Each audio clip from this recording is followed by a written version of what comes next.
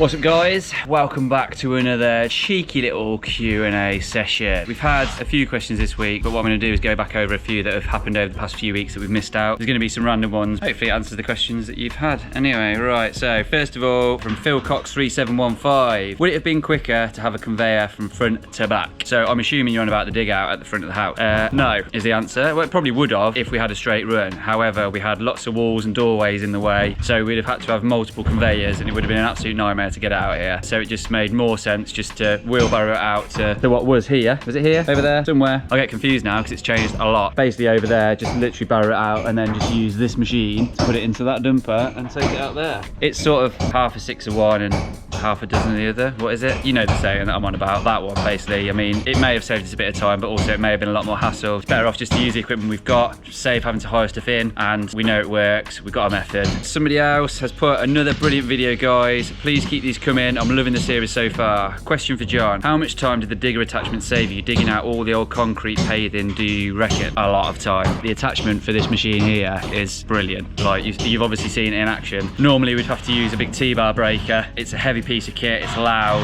it's cumbersome, it's back breaking because you're bending right over. Quite an awkward angle to dig at what was that area all around there and all across here and various other bits of concrete. Would have taken a good few days to do, I think, in total, but we did it in like an hour or so. Not only is it better for your body because I'm literally just using my arms and my feet, that's it. It's just a time-saving thing, and yeah, it made quick work of it. It breaks it really easy as well, so you can then just change the attachment over, put the bucket on, and then just scoop it straight out, and that's it. So definitely is an amazing bit of kit that we're really happy we've got. Next one. I'm presuming this is about the drain, which I'm sat on right there. Yeah, that one. Interesting problem to have to deal with. So typical with old buildings. Great solution applied. Had something similar installed in electrical conduit on private land to UK's power network spec. Nightmare. My question, who pays for it? Additional charge to the customer, or do you just have to eat it? Good video, guys. Keep it up. So this is a little bit of a grey area. Obviously, in this instance, we're developing this property, so we pay for it because it's our property. There's no client involved. If it was a client's property, there would have been additional surveys done to find out where things like drainage are, water is, all that sort of stuff. So then it may not have been a problem. That's kind of it, really. If we didn't know it was there and it happened, then obviously it probably would have been down to the client because we haven't been made aware of it. There was no way of knowing that that was there. There really wasn't. I hope that answers your question. It's a massive grey area, but in this instance, for this property, obviously we've stumped up the cost for it. It wasn't masses, you know, it was a bit of downtime, a bit of concrete. We soon sorted it and then we can carry on. Next question. What time frame are you looking at from start to finish? So originally this build was going to be 9 months. That is now changed to a year. We're looking at 11 to 12 months realistically. There's been a lot of additional work that we've had to do in the property, which you will see in the forthcoming videos.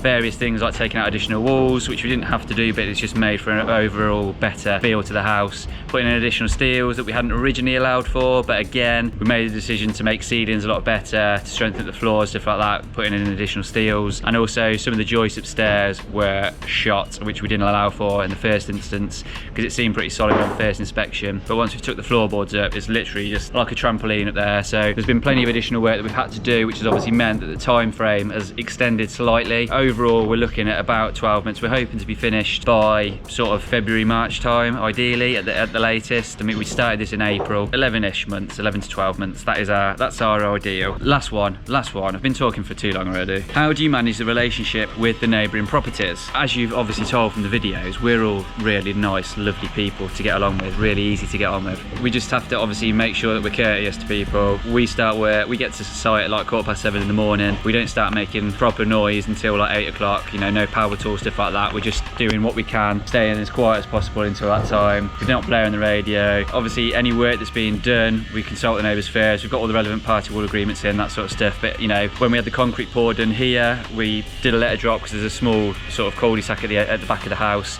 We did a letter drop to all the houses just to let them know that there's going to be a concrete truck there between this hour and that hour, and they may not be able to get access. You know, just little things like that. Basically realising that the neighbours are humans and that this is their house, this is where they live. So we need to make sure that we are mindful of that. And you know, we wouldn't want this disruption next to our house, but obviously at the same time, the work's got to happen. So there is going to be an amount of disruption. It's just sort of managing that and making sure that you're communicating with people, because that's the key really, is communication. Right, I've been talking for ages now, so I'm going to go because I've got all this here to deal with. Little sneaky peeky about what's going on. So this is just going to be the patio area here. I'm just digging this out well away from our drain. Well away. Don't want that to happen again. Just got the last few bits to drag out over there, and then we can get the rest of the pea gravel down, get some stone down on here. But that's it. I'm not doing a video. This is just a Q&A. That's just a little sneaky peeky. One more thing. Looking at our algorithm, you can see that the majority of you that are watching this aren't actually subscribed. So why not? Come on, please help us get to 100,000. It will be amazing if we could get there. We just need a few more people, well, a few thousand more people just to hit that subscribe button,